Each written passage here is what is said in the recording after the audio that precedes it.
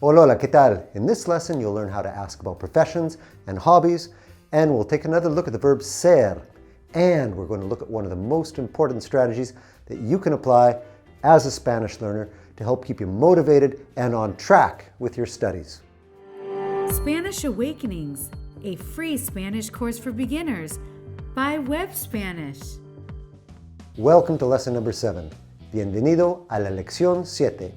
Now, picking up our story, Milagros is still at the photo exhibit and she's talking to her new friend, Renzo. Pay close attention to the way they speak about their occupations and professions.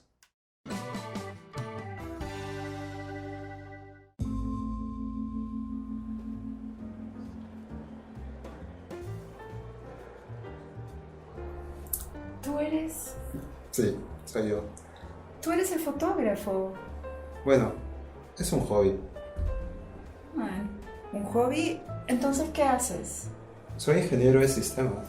Ah, ¿Y tú? ¿A qué te dedicas? bueno, de hobby soy viajera y de profesión soy diseñadora. Ah, qué interesante. Mi hermana también es diseñadora. ¡Qué coincidencia! ¿Sí? Ah, esta foto es linda. ¿Te gusta? Sí. Now, listen again. Tú eres... Sí, soy yo. Tú eres el fotógrafo. Bueno, es un hobby. Ah, un hobby. Entonces, ¿qué haces? Yo soy ingeniero de sistemas. Oh, ¿Y tú? ¿A qué te dedicas? bueno, de hobby soy viajera y de profesión soy diseñadora. ¡Wow! ¡Qué interesante! Mi hermana también es diseñadora. ¡Qué coincidencia! Sí, Esta foto es linda. ¿te gusta? Sí. All right, wow, it turns out that Renzo is the featured artist at the photo exhibit. Hey, by the way, did you notice the way that the two of them addressed each other?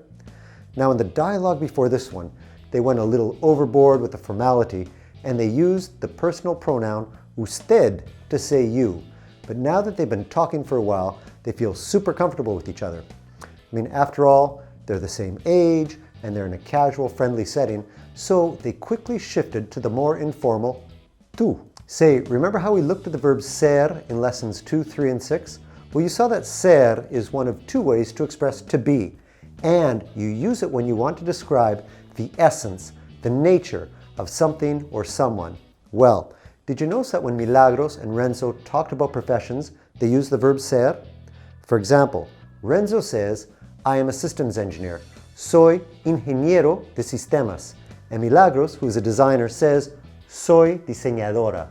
Well, they use the verb ser and not the verb estar because the view is that their profession is part of their nature. It's in their essence. It's a part of them.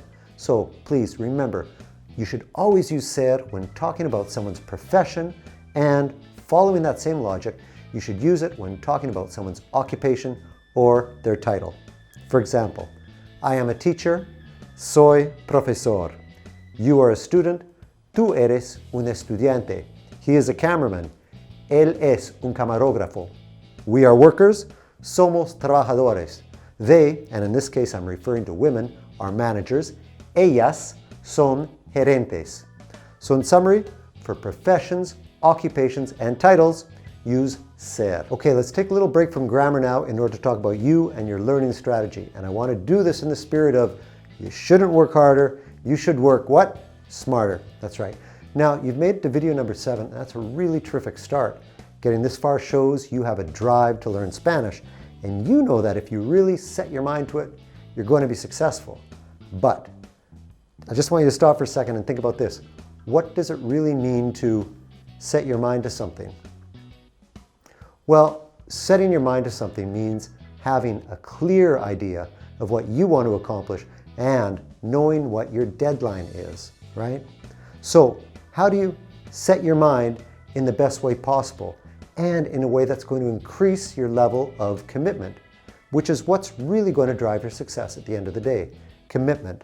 It's a valid, relevant question, and it's worth asking as you start on the journey of learning Spanish. Well, one of the best strategies I've seen is to use the so-called SMART goal technique. The SMART goal is a goal that is specific, measurable, it's achievable, relevant, and it's time-bound. Deadlines, right? Time-bound. So, specific, your goal is to the point. Measurable, your goal has measurable objectives, which will let you follow up on your progress. Your goal is achievable, and that means it's reasonable, which really allows you to imagine it, to really feel it. Your goal is relevant. It resonates with you. It's meaningful, okay? And finally, again, time-bound. Your goal has a deadline. Okay, here's an example of a SMART goal for a basic level student who's watching the Spanish Awakening series and using the study guide. It would go something like this. I want to know enough Spanish to introduce myself, ask and answer simple questions, order food in a restaurant, say what I like and dislike, and make simple travel arrangements so I can travel independently in a Spanish-speaking country, and I'm going to achieve this goal in 4 months' time. How's that? Now, that's a goal that's specific, it's measurable, it's achievable, it's relevant, and it's time-bound. Deadlines, right? It's super clear, so I can really visualize it, and that's key. So, formulate your own SMART goal. Okay, remember, it should resonate with you, and it should be realistic. Then, once you have that idea in your head, take a few stabs at writing it down until it sounds just right, okay? Now, the second part of the strategy is to visualize yourself achieving the goal. Now, once that goal becomes real in your mind, your brain pitches in to help make it a reality. Now, the third part of the strategy is to keep that paper handy so you can refer to it time and time again. You can memorize it, keep it fresh in your mind, and remind yourself, especially right before you study. Please believe me, as long as you can keep this goal vivid in your mind, you will stay committed. And motivation is a byproduct of commitment. Okay? So you'll always find the time and energy to tackle the work. And by the way, the sample goal I laid out above, it's absolutely possible if you advance through this series studying 3 lessons per week. But again, you can set your own pace depending on the specific goal you lay out for yourself. Okay? Keep it relevant. Give it a try. Write it down, keep it handy, repeat it, make it real. And remember, it should be specific, measurable, achievable, relevant, time-bound. Now that's SMART. Good luck with it. Really, this goal is one of the best investments of time you can make. I'm not kidding.